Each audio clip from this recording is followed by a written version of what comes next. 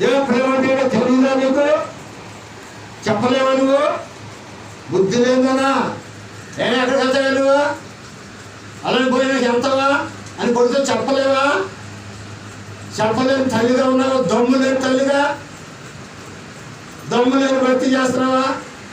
బాబుని గారు రమ్మని వెళ్తాడేమో, అలాంటి రమ్మని వెళ్తాడేమో, వెళ్తారా? రమ్మంటే ఊళ్ళో చెప్పిన వెళ్తారా? రమ్మంటే అలాంటి పరిస్థితుల్లోకి వెళ్తారా? వెళ్ళరండి. ఆడ చూసే తెచ్చుకోవాలిగా, నువ్వు బుద్ధి తెచ్చుకోవాలిగా. లే ఆయనకి మాట్లాడా ఎక్కడ అక్కడ ప్రాంతం మరి భోజనాలు ఎక్కడ నీకు అని అనాలిగా నువ్వు. ఆమె విలమను వెళ్తాను, అలా ఆయన విలమని వెళ్తాడేమో, ఉన్నారుగా ఇక్కడ వెళ్ళమాను. దాన్ని చెప్పమన్న మాట ఏడ్చాడు వెళ్ళరా అంటాడు. అదే అలా చెప్తూ అక్కడ చెప్తూ ఉన్నాడు. నువ్వు మాట ఎవరి మీద దీవించాడు? నువ్వు పూజ చేసుకునేటప్పుడు, నువ్వు పూజ చేసుకుని బ్రతికే దినాల్లో దేవుడు ఎలా దీవించాడు? నువ్వు డబ్బుందని అహంకారం వెళ్ళిపోతున్నావండి. తప్పు కదా, పాపం కదా, ఆశీర్వాదం ఉంటుందా? జ్ఞానం వచ్చింది నీకు, రమ్మంటే వెళ్ళిపోతావా? అదే ఏంటన్నది, ఏంటన్నా? నా కొడుకు రమ్మని వెళ్తానేమో, మా బాబుజీ అక్కడ ఉన్నాడు 10 సంవత్సరాల నుంచి, ఒకరోజు కూడా అక్కడికి వెళ్ళాలి. ఎందుకని చెప్పు? ఇక్కడ సేవ చేయాలి, అక్కడికి వెళ్ళకి అనేది నా మనస్సు. మా అయ్యగారు కూడా అదే చెప్పారు. అక్కడికి వెళ్దాం, ఇప్పుడు సాంగస్థానం చేసుకోవటం సేవ సంతాపించాడు. నాన్న నేను 2 సంవత్సరాలు రమ్మని వెళ్ళా. ఎంత సంవత్సరాలు అక్కడికి? 10 సంవత్సరాలు ప్రార్థనకే రమ్మన్నది.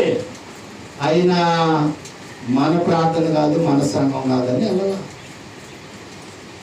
ఆ ఊరి మీద చాలాసార్లు అయ్యారు, నేను కారు వేసుకెళ్ళాము. నాకు ఏసీ కార్ లేదు, కానీ నేను బయలుదేరి వెళ్తే ఏసీ కార్లో ఉంటా. అమ్మే అంతే మరి నాకు వరం. కాదు లేకపోయినా చెప్పు సోదా, ఏసీ కార్లో తిరగటమే. బంధువుల నుంచి కాలు కలిపినా ఏసీ కారు ఎక్కటమే. చూసావా? ఏంటా భక్తి నీకు? ప్రేమ లేని భక్తి. ప్రేమ ఉంటే అంత మాట్లాడతావా? ప్రేమ అంటే నీవు చెడుల గురించి మాట్లాడతావు. దేని గురించి? చెడుల గురించి మాట్లాడు. చూసావా? నీకు అలాంటి ప్రేమ లేదు కనుక నీవు అలాంటి మాటలు, అలాంటి ఆలోచన, అలాంటి ఉద్దేశము.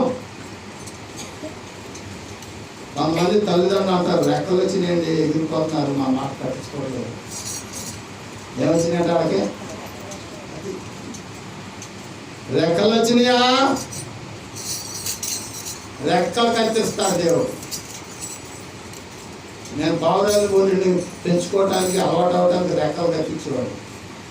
అది అలవాటు అయినాక రెక్కలు కత్తిస్తాం మానేసి.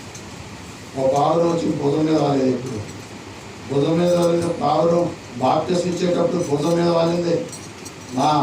ఆ రోజున 20 మందికి బాప్టిజం ఇచ్చే భుజం మీదే ఉన్న కథల్లా. అవును కదా?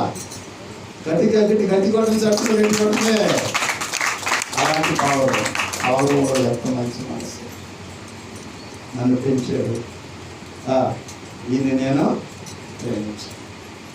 నన్ను పెంచాడు. ఎస్తేర్ని మొర్దెకై పెంచాడు. మొర్దెకై మాట విందా? రాజుగారి మాట ఉందా? ఎవరు మాట విందామా? ఎవరు ప్రార్థన బట్టి రాణి అయిందో ఆ సంగతి చెప్పాడు. నువ్వు ఎలా రాణి అయ్యావు, ఎలా రాణి అయ్యావు? ఇందును బట్టే నీవు రాజ్యానికి రాణి అయ్యావా? నీ పరిస్థితి ఏంటి? నువ్వు ఎక్కడున్నావు? ప్రార్థన రాకముందు ఎక్కడున్నావు? ఎక్కడున్నా నేను ప్రార్థన రాకముందు ఈ డిగ్రీ పట్టుకుని నేను నా భార్య ఊరికెళ్ళిపోయేవాళ్ళం. ఎక్కడున్నా నేను ప్రార్థన రాకముందు. దేవుడు ఇలా చేసినందుకు దేవుని విడిచిపెడతానా? నా ప్రాణమున్నంత వరకు